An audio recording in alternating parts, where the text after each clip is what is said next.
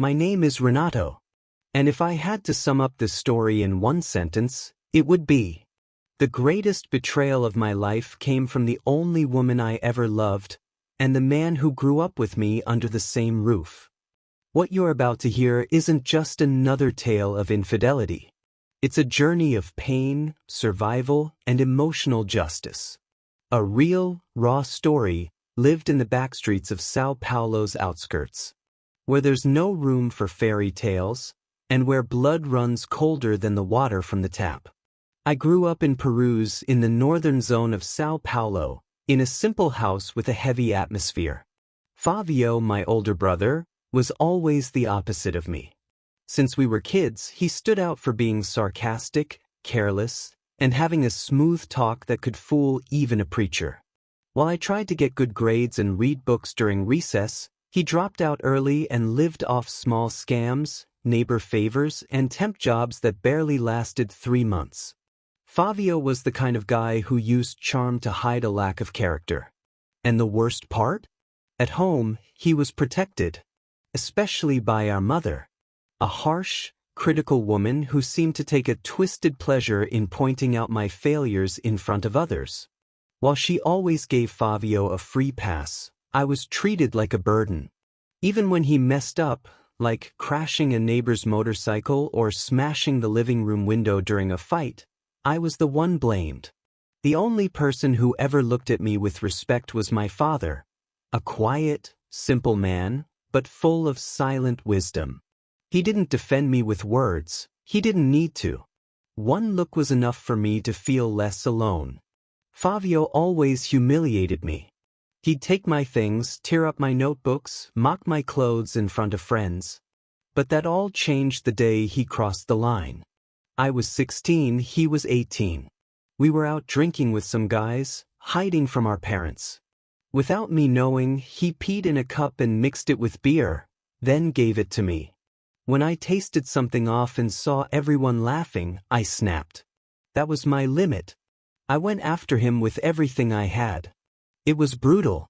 I don't even remember half of it, but he left that night with a black eye, busted ribs, stitches on his face. From that day on, he never tried to humiliate me again. While he stayed on that roller coaster life, business today, street sales tomorrow, I got into business school. Worked during the day, studied at night. Slept little, ate worse, but believed my degree would change everything. By 25, with a college diploma and a fresh postgrad certificate in hand, I was still struggling. Low-paying, temporary jobs. But I kept believing. That's when I met Evelyn. She was the kind of woman who turned heads when she entered a room. Light brown skin, a sculpted body, graceful walk, and an easy smile. She had a natural charm without trying. Sexy but never vulgar. Mysterious but warm. We met at a party near my parents' place. I had seen her around, but we'd never talked. That night, we spoke like we had known each other for years.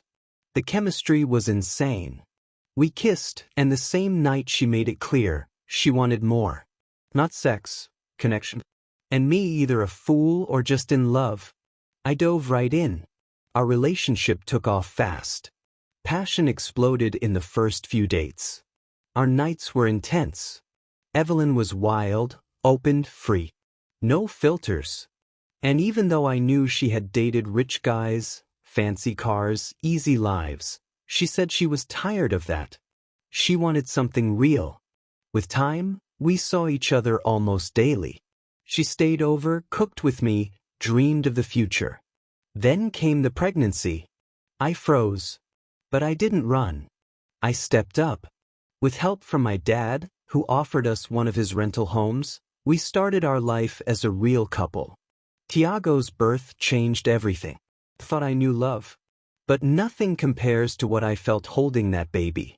He became my world. I worked all day, cared for him at night, changed diapers half asleep but proud. Evelyn seemed happy too. We still had an intimate life even after the birth. Money was tight, but we found ways to keep the spark alive. But peace always comes before the storm. Over time, Evelyn started pulling away. Little signs I didn't catch at first. Her phone always face down. Frequent trips to friends' houses. Giggling at texts. Weak excuses for staying out late. I wanted to believe it was just stress. Until one random night, I heard her say it on the phone. Fabio. My brother. From that moment on, everything collapsed. I investigated. Installed spy apps. Tracked her phone. Checked emails, social media. Every click felt like a punch. Evelyn and Fabio were having an affair. Not a one-time thing. It was constant. Mattels, dirty texts, nudes, voice messages. They weren't just hooking up. They were mocking me. Making fun of my routines, my body, my lack of money. The worst part? Evelyn said Fabio made her feel alive. My brother. I couldn't sleep. Barely ate. I looked at my son and swallowed the tears. I thought of everything. Confronting them. Leaving. Screaming. Fighting. I breathed deep and made a decision. I wouldn't just show them I knew. I would show the whole family who they really were. I planned a lunch at my parents' house. Pretended it was for Tiago's birthday. Evelyn was suspicious. Fabio showed up smiling, like always, thinking he owned the room. When the house was full, I turned on the TV, inserted the flash drive, and pressed play. Videos, messages, recordings, everything.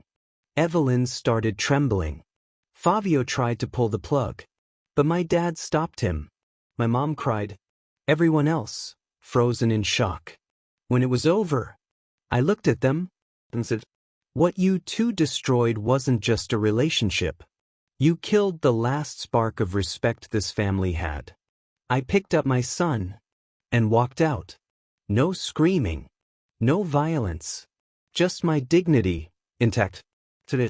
I live in a small apartment. I raise my son alone. I work hard. And despite the pain, I know I won. Because those who betray destroy. But those who survive rebuild. And I rebuilt.